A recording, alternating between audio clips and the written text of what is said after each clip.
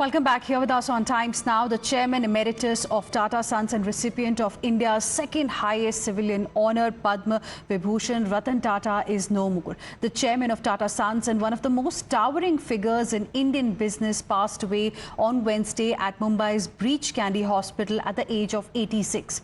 Reports suggest he was in a critical condition and was under intensive care.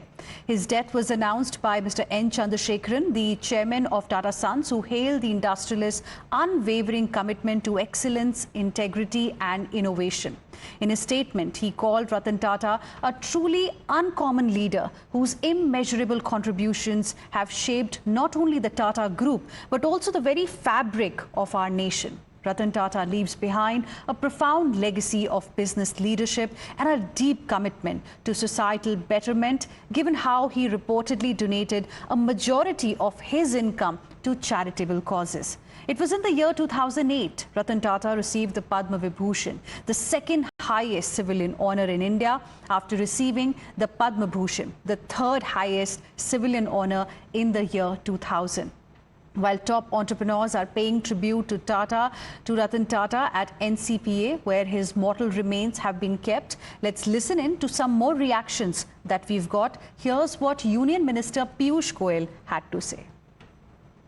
Tata एक बहुत ही संवेदनशील व्यक्तित्व थे। जीवन भर उन्होंने टाटा ग्रुप को तो बड़ा बनाया ही, टाटा ग्रुप को अंतर्राष्ट्रीय पटल पर एक अलग ही पहचान बनाई, भारत की पहचान बनाई, विश्व में अपने ग्रुप को विश्व भर में बढ़ाकर। लेकिन साथ ही साथ उनके जो दानवीर चरित्र था, हर प्रकार से, हर किस्म से, हर अच्छे काम के लिए वो तत्पर रहते थे। कभी ऐसा कोई व्यक्ति नहीं होगा जिसने कोई उनसे अच्छे काम के लिए मदद मांगी हो और उन्होंने ना किया हो। मुझे याद है कई वर्षों पहले, शायद 15 साल पहले की बात है, कुछ युवा डॉक्टरों ने मिलके एक अस्पताल शुरू करने की सोची संभाजी नगर में। और ये युवा डॉक्टर सब स्वयं सेवी थे, कुछ बहुत ज्यादा तनख्वाह वगैरह नहीं ले रहे थे। वो अपनी सेवा देकर इस अस्पताल को शुरू करके चलाना चाहते थे। डॉक्टर हेडगेवार के नाम पे वो अस्पताल आज भी लाखों लोगों की सेवा कर रहा है हर वर्ष।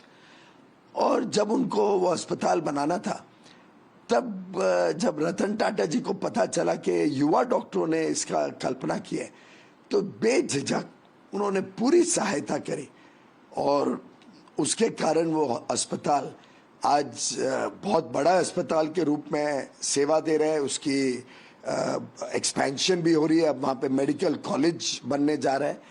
और एक ऐसा अस्पताल जिसके लोग कभी रतन टाटा जी को जानते नहीं थे, कुछ नहीं थे, लेकिन उनकी सेवा भावी चरित्र को देखकर रतन जी ने रत्ती भर भी सोचा नहीं, सीधा पैसा दे दिया।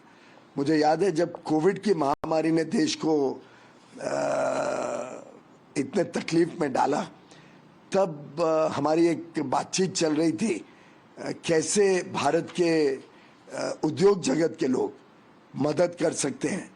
तो रतन टाटा जी ने एक मिनट झिझक नहीं की, सीधा कहा कि टाटा ग्रुप 1500 करोड़ रुपए कोविड की लड़ाई के लिए सरकार के साथ जुड़ के खर्चा करेगा, बिना कुछ वापस सामने किसी प्रकार का कोई कंडीशन रखे। 1500 करोड़ रुपए उन्होंने कमिट कर दिए कोविड की लड़ाई के लिए, जिसमें से 500 करोड़ रुपए उन्होंने सीधा एक दिन के अंदर चेक भेज दिया पीएम केयर्स में, जिससे कोविड की लड़ाई में भी हमारे हाथ मजबूत हुए। मैं समझता हूँ एक ऐसा व्यक्तित्व है जिन्होंने जीवन भर व्यापार और उद्योग को तो बहुत नई ऊंचाइयों तक लेके गए ही, ईमानदार व्यवस्थाओं से भी कैसे उद्योग बड़ा बन सकता है, अंतर्राष्ट्रीय पटल पर जा सकता है, उसका एक जीवंत उदाहरण टाटा ग्रुप के रूप में बनाया। लेकिन साथ ही साथ उनका जो निहित चरित्र था, एक सेवाभावी, एक बहुत ही सरल व्यक्तित्व था, उसको कभी बदला नहीं। चूंकि आपका उनसे निजी संबंध भी था, कुछ ऐसी देशवासियों को आप बताना चाहते हैं, चूंकि अब रतन टाटा नहीं रहे, कोई ऐसी यादें जो आपका उनसे जुड़ा हुआ हो? कई सारे यादें आती हैं। जैसे हमने रेलवे में एक बार प्रधानमंत्री नरेंद्र मोदी जी ने हजारक स्टेशन पे वाईफाई लगाने का निर्णय लिया, और 1000 स्टेशन पे जब वाईफाई लग गया था, और एक अंतर्राष्ट्रीय कंपनी की मदद भी उसमें हमें मिली थी, गूगल ने मदद की थी कि पहले चरण में वाईफाई लग सके। उसका प्रभाव इतना अच्छा था, यात्रियों के लिए इतनी सुविधा हो गई थी। उसके कारण मैं एक बार रायपुर गया था, मैंने रायपुर में रात को बच्चों को देखा कि बच्चे बड़े पैमाने पे रेलवे स्टेशन पे रात को 12-1 बजे पढ़ाई कर रहे थे, क्योंकि वहाँ का वाईफाई सबसे तेज था, अच्छा था। तो हमें लगा कि ये वाईफाई को हमें पूरे देश में हर स्टेशन में लेके जाना चाहिए।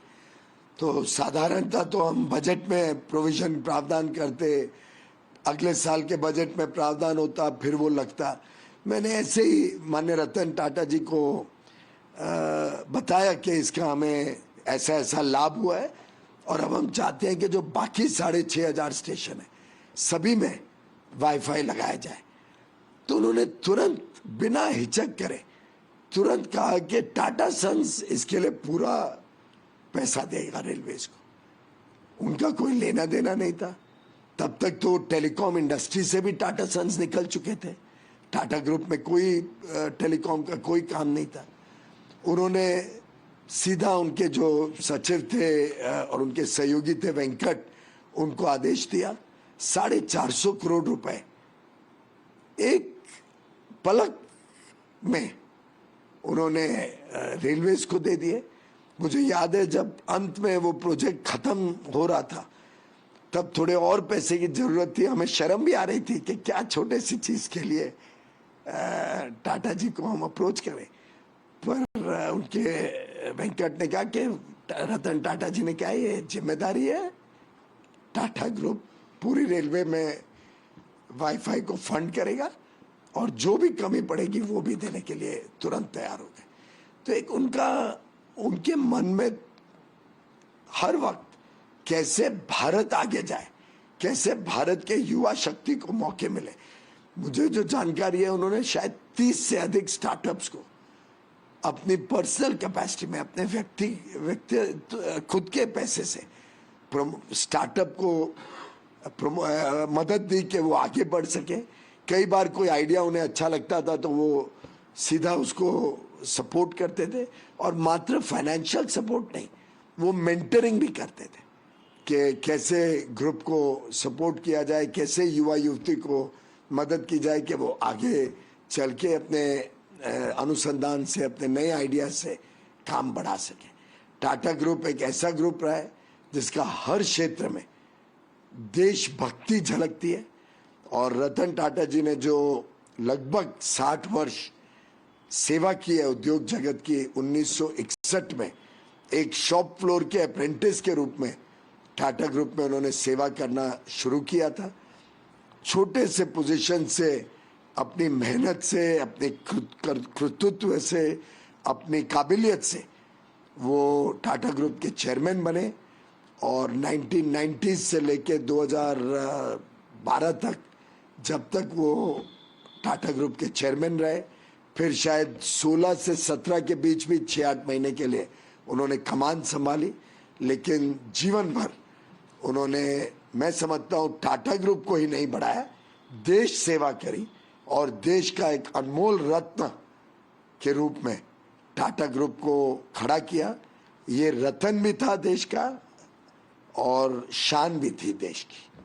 All right, so that was Union Minister Piyush Goyal talking about how Mr. Ratan Tata was helping the country in difficult times. For example, during COVID time, how he contributed, and also how he helped in bringing Wi-Fi to the railway stations across India. So he was speaking about his visionary leadership and philanthropic endeavors and paying his tribute to Mr. Ratan Tata.